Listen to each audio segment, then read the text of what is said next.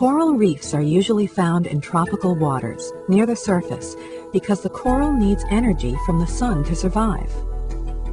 The plants and algae there convert light energy into chemical energy through photosynthesis. As fish and other creatures eat the algae, and each other, energy is passed on through the food chain. The reef could not exist without coral. Each small circle of coral, or polyp, is made up of many coral organisms. The brown spots here are plant cells. They live inside the coral organisms. The plant cells collect energy from the sun through photosynthesis. This provides oxygen and sugar for the coral organisms to feed on.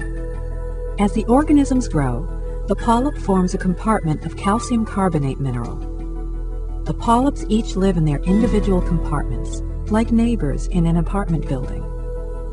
Each polyp has a mouth surrounded by stinging tentacles. During the day, the coral's algae cells photosynthesize. But at night, the polyps extend their tentacles to feed on plankton, tiny organisms that drift in the water. Meet another creature that feeds on plankton. The spiny blenny watches for plankton that may drift close enough to be snatched and eaten. When this parrotfish takes a large bite of coral rock, it is actually to feed on the polyps.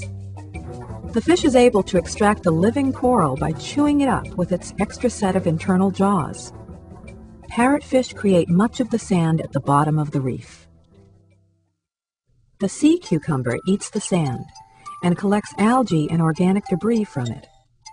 Creatures like the sea cucumber make sure the reef's floor stays clean. The ruffled sea slug, like the coral organism, has a double diet. It both eats plants and gets energy from the sun. The ruffles on its back act like a solar collector.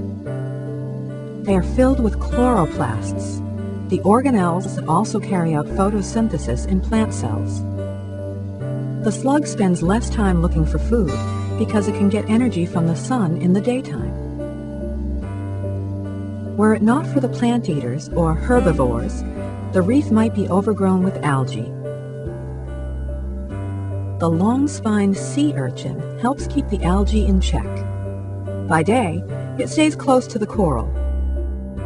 Its mouth is conveniently located on its underside for easy grazing.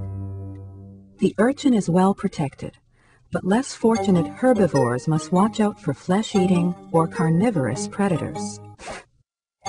The great barracuda cruises overhead, hunting at dawn and at dusk.